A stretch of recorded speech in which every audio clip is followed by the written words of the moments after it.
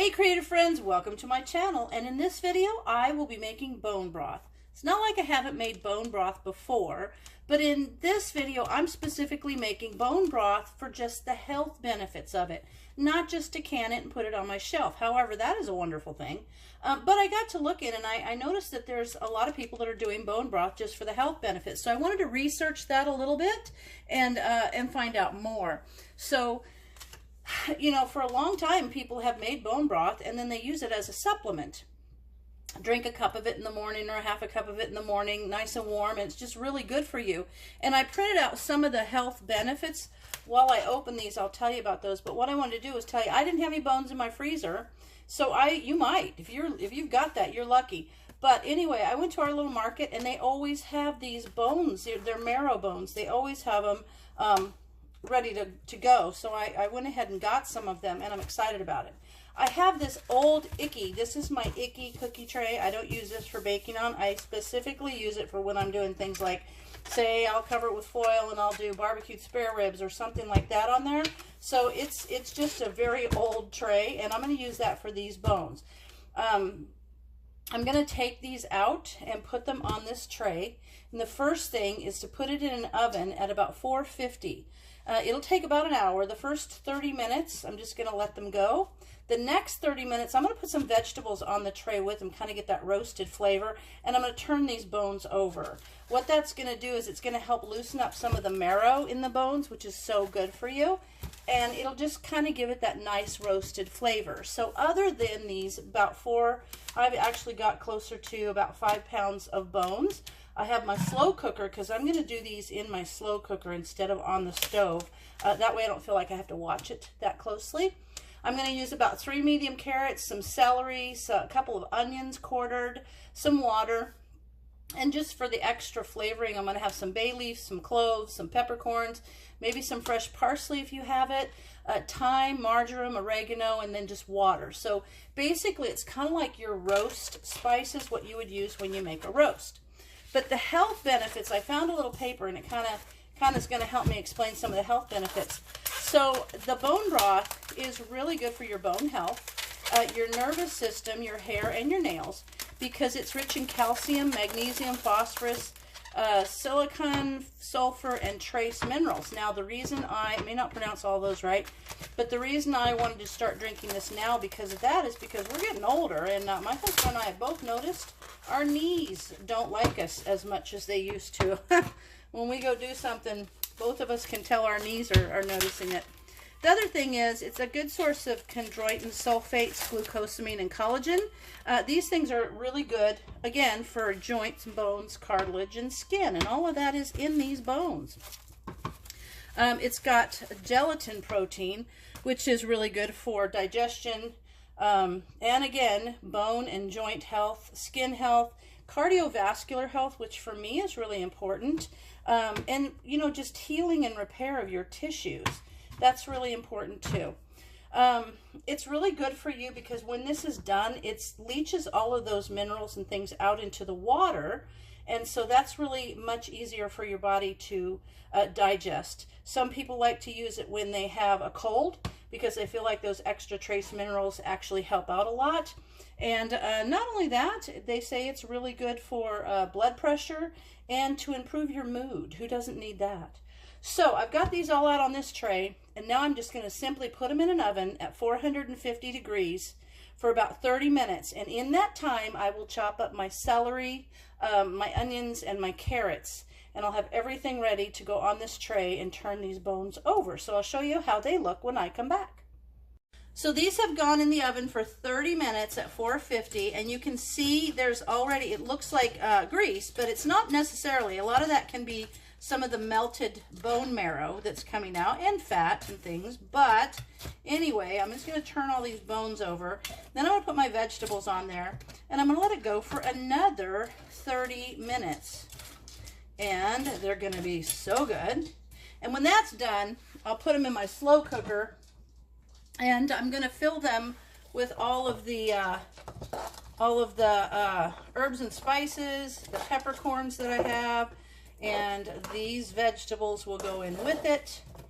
And I am going to put about 1/4 cup of red wine vinegar. Now you can put red wine or you could put vinegar, but I'm going to put some red wine vinegar just because the acid in there helps the bone marrow to release and things like that. So there we have it. It's just all, this is just all good for you stuff. Okay, now I'm going to put this back in the oven and set my timer for 30 minutes, and I will be back to you when that's done to show you what happens next.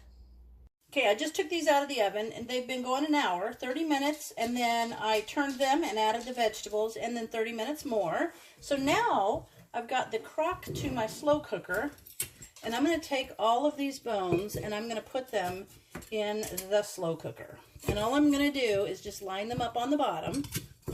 And then I'm going to scoop out the vegetables and put those in there with it.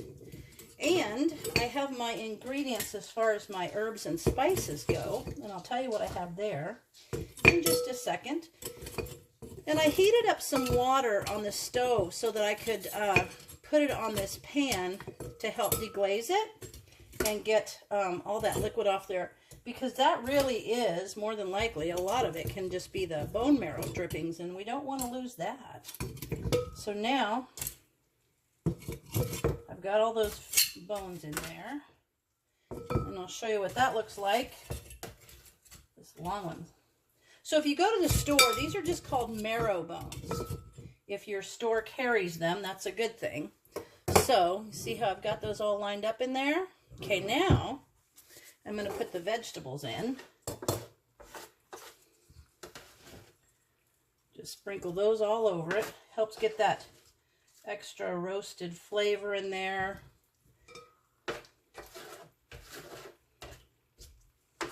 And then, ooh, look at that caramelized carrot. That's going to add such good flavor. I'm really excited about starting to drink this because I've just heard so many good things about it. And I'm feeling like I could use some extra support when it comes to some joints and things like that. So this might help. Who knows? Some people say it does. All right. There's that. And now I'm going to take the rest of this pan and put those drippings over the top. And I'll put a little tiny bit of hot water on there just to help kind of get any of the drippings off. Get my little scraper here. Kind of deglaze that little bits where those bones would stick to the tray because that's all good flavor. There we go. That looks good.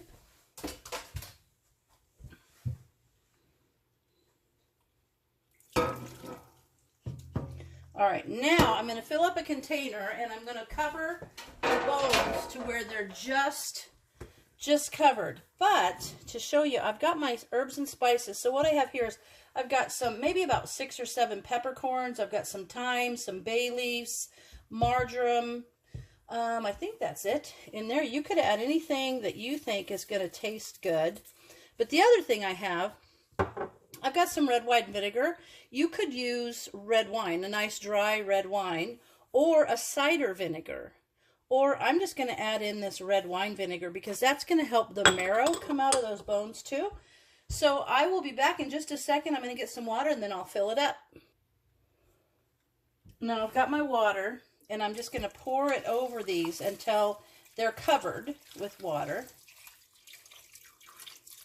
I might need a little extra. That'll be fine. A little bit more. Let me get a little more water in there. This will probably be good. There we are. I want all those vegetables and stuff to have plenty of room. There we go. That's good enough. Perfect. Now, what's going to happen with this is I'm going to take this and I'm going to slow cook it. I'm going to put it on high until it starts to boil. Then I'm going to turn it down low and leave it on low for about 5 or 6 hours. And just come and skim off the foam every once in a while. You'll see some foam come up, but I'll come and skim that off. And then when that's all done, I'll bring you back and we will strain it. And I'll show you how you can store it in your fridge so that you can have it anytime you want. So I'll see you when this is done in the slow cooker. Well, here we are, and I have to admit, at 6 hours I was not in the mood to deal with it. So I just want to let it go. And it's in a slow cooker, so it can go up to like 12 hours, even more. It just depends on how dark you want your broth to be. And this is a nice dark broth now. But at 6 hours, I did take my little scooper and scoop out the vegetables, because if the vegetables are left in there a really long time, it can kind of make it bitter. So I didn't want that, but I wanted a nice, deep, rich broth. So now that's what I got going on.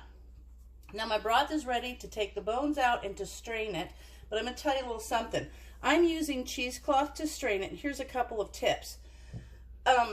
You can use cheesecloth, or you could just use a piece of, maybe you've got a flour sack towel or something, then you can use that. And what I've done, first of all, before you use your fabric, any kind of fabric to strain your broth, you want to wet it. Get it damp and then wring it out. This cheesecloth is, I've used this before, and the thing is, the grades of cheesecloth are very important. So this grade of cheesecloth, I actually get it at our extension office.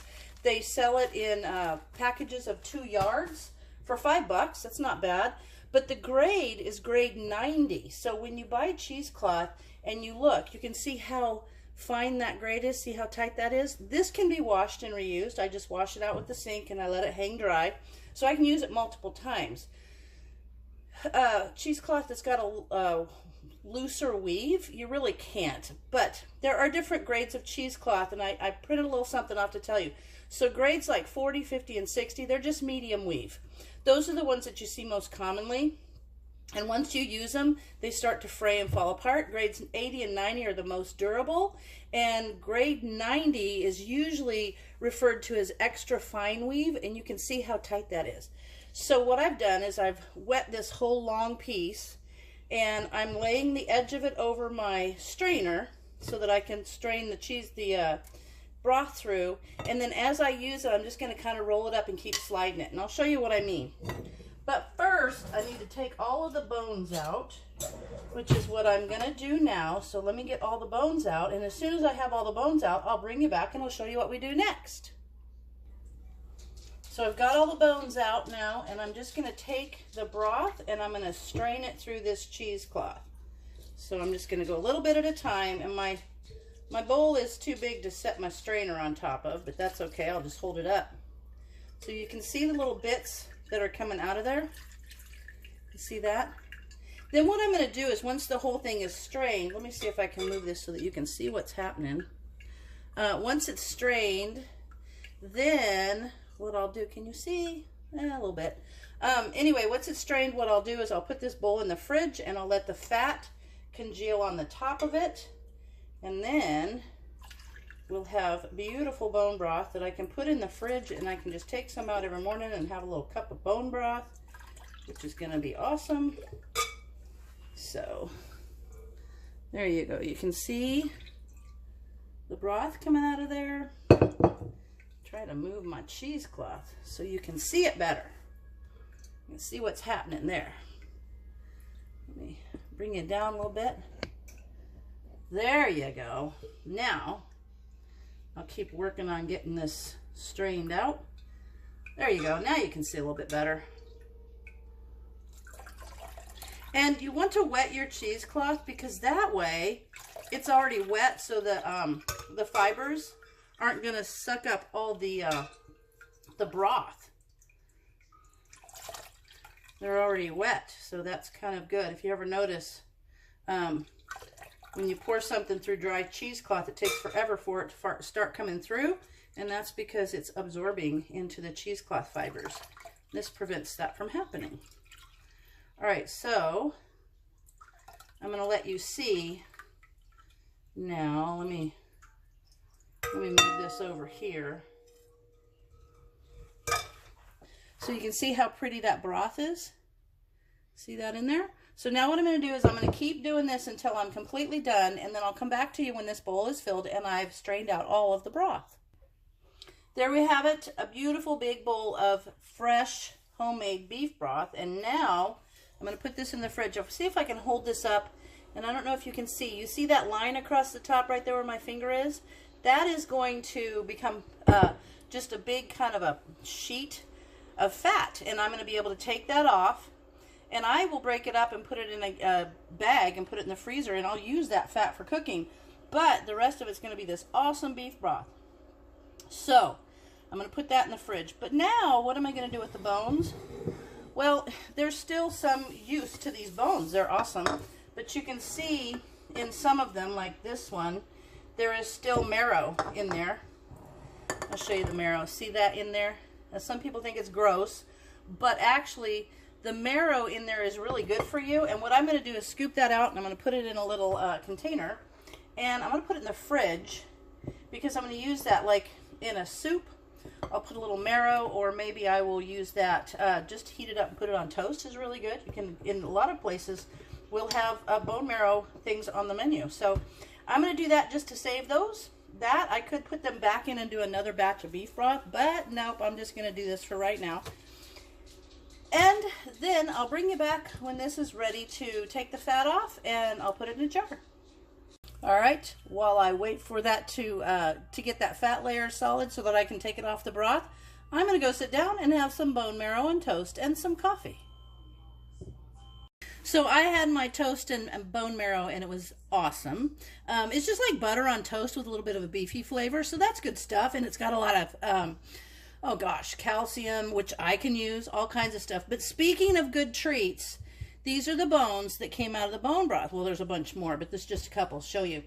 And you know, I know that someone's going to say, why didn't you just give those to Snickers? Because you know how I love Snickers and I like to give him treats. But, so there's some conflicting information out there. Some people say, oh yeah, give it to him. Other people say, no, don't. So I called my vet, and my vet said no, because when they're cooked, you can see how brittle they can become, and she said they have removed them from dogs who've been given these because they'll splinter. They can break off into bigger chunks that can choke them, but more importantly, they'll splinter into little pieces, and those pieces can puncture things as they go down, so they are not a good thing to give to your dog. I called to verify it with our vet, and she explained that to me. She said you could give it to him if you want to sit there and watch him and make sure that he's safe with it, but I don't have time in my life to be watching my dog eat a bone. So there's that. I will probably give him a little bit of marrow mixed in with his food because that's healthy for him, but these cooked bones are not good to give to the dog. So I took this out of the fridge. I forgot to turn my camera on. And you can see that that fat has started, it's solidified on the top, and I can just take that out, put that in a little bowl, and save it. If I need something like a little oil in a frying pan, this is really great. There it comes out. Look at that whole big piece of it. So I'm going to take all of this off, try to make sure that the broth is drained out from underneath it when I pull it out with my spoon. There we are. This will be great. Like if you put this in the pan before you fry potatoes, yum. It just has a little bit of a beefy flavor to it. Perfect.